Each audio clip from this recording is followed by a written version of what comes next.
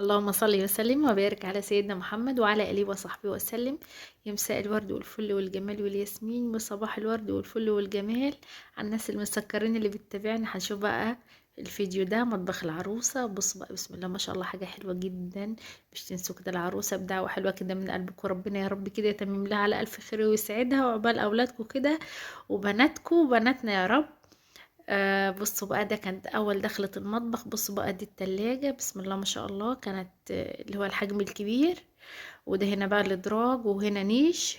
كان 4 ادوار كده في المطبخ، بيكون شكله حلو خالص. هنا بقى الرخامة، اطقم الرخامة. هنا بقى شنطة المعالق والسكاكين، لان النيش بتاعها مش كان في مكان، وكمان الضلة في المطبخ مش كانت واخدة، فما كانش في مكان اللي هو الرخامة بقى يترص عليه. مش تنسونا بقى باللايك والشير، واللي اول مرة يدخل على القناة يعملنا اشتراك وفعل الجرس عشان يوصلكم كل جديد، وتتابعوني على صفحتي على الفيسبوك مطبخ فتحية فاروق. بصوا بقى، دي كان الصواني واطقم المجات الشوربة والنسكافيه. وده هنا التوابل. وده هنا طقم كده فنجان بالبراد بتاعه، وطقم كده مجات بالحامل. وهنا الفرن الكهربائي والشواية. وهنا الغسالة. طبعا هفتح لكم كل حاجة ايه بقى بالتفصيل. تحت كده حطيت هنا طقم الحلل، وطقم الحلال التاني اللي هو اللي تحت اللي هو الشاورما. طبعا الطقم ده كان معاه صينية فرن وطاسة قلي. اما بقى هوريكم بقى الطقم التاني. ده بقى بيكون معاه كل حاجة، بيكون معاه بقى الكنك والجريل وصواني الفرن. وده هنا كان التربو، بس طبعا ده الحاجات بقى اما يجيبوها بقى يوم الفرح وكده. وانا حطيت مكنة القهوة وترمس الشاي. وكانت جايبة كده 2 براد ستانلس اللي هو الحجم الكبير. وقوالب كده الحلويات. وفوق هنا بقى البايركس، طقم البايركس ده كان 5 قطع. ده هنا للفرن. وطبعا هنا كان بقية طقم المليمين حطيته لها كده في الضلفة دي. وهنا بقى مجات للشوربة. وطقم كده برضو بولات. وفوق كده برضو اللي هو الهاند بلندر. بس هي مش فكته، احنا فكنا اللي هو ده، لان بصراحة باباها جايب لها حاجات كتير من اللي هي الحاجات اللي زي دي كده. وهنا طقم الكنك الجرانيت. ده بقى كان براون، كان النوع الخلاط ده كان براون، كان 7 قطع فكته له. وهنا بقى صفيت الاطباق، حطيت لها هنا بقى في طقم المليمين وكوبايات كده للاستخدام تحت كده. وهنا بقى البولات يعني الطقم ده كان باللون الاحمر واللون الاسمر. حطيت بقى لما جيت رصيت، حطيت طبق من ده وطبق من ده عشان يديه شكل حلو وكده. وده هنا بقى النيش اللي انا بقول لحضراتكم عليه. هنا بقى حطيت لها فيه بقى الكوبايات والكاسات، وزينته لها كده بالورد اللي هو المجفف ده، حطيته كده تحت كده في الارضيه. وده اللي كان تحت ده كان ده طقم العشاء، رصيته لها برضو فيه. ولو انت لسه مكمله معايا الفيديو كده دوس لايك واشتركي في القناه، وبعتي بقى الفيديو لحبايبك على الواتس وعلى الخاص عشان اللي ايه يستفيدوا منه، ولو ناقصه حاجه تكملها وتشوفوا الاذواق والانواع. بصوا، كان النيش ده بينفتح من الضلفتين، يعني من الناحيه دي ومن الناحيه التانية. بسم الله ما شاء الله، كان شكله حلو جدا بصراحه، عجبني. ده هنا التلاجة كانت زانوسي، للناس اللي بتبقى تسألني انواع الاجهزه الكهربيه ايه. ده هنا بقى الادراج. بصوا بقى الرفايع بقى حدث ولا حرج. طبعا المشابك دي لما العروسه تيجي بقى هتحطها في البلكونه للنشير للهدوم وكده. هنا بقى القطاعات والفرادة والهراسة،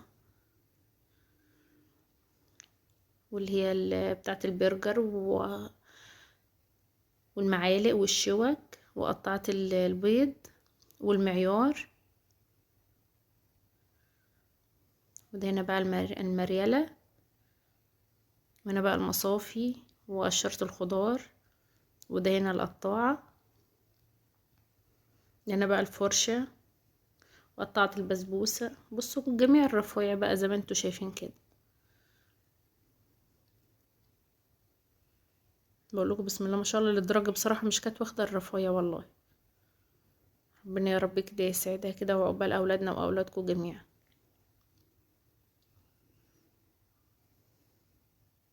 هنا بقى التربو.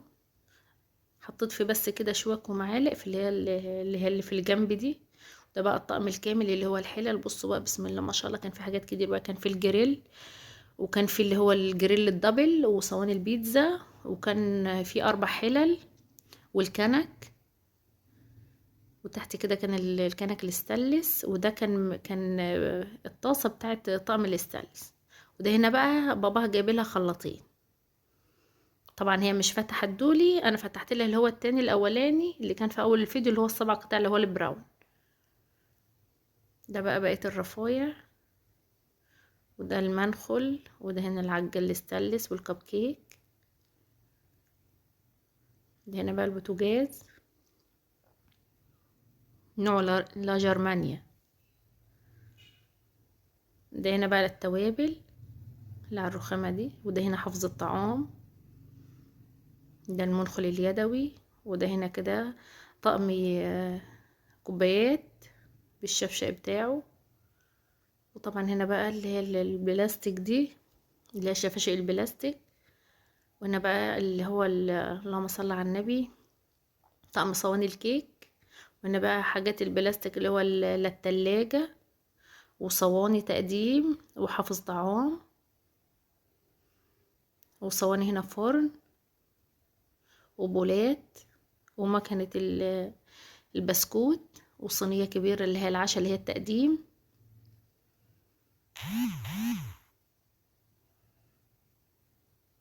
وفوق كمان أطباق ومصافي وحاجات كده للتوابل اللي هي البلاستيك دي، علب. وده المصفى اللي هو المكرونة، ومصافي تانية، وشفاشق بلاستيك.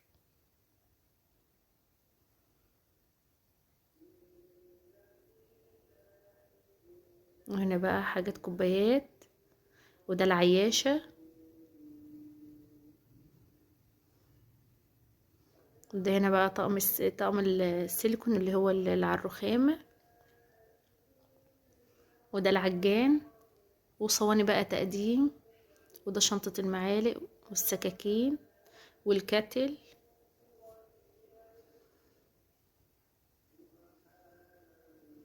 وهنا بقى الغسالة كانت نوعها زانوسي. وهنا الفرن كان فريش. وده هنا بقى الايه الشواية اللي بالكهرباء. كل حاجة بوريكم النوع بتاعها اللي بيسألني وكده.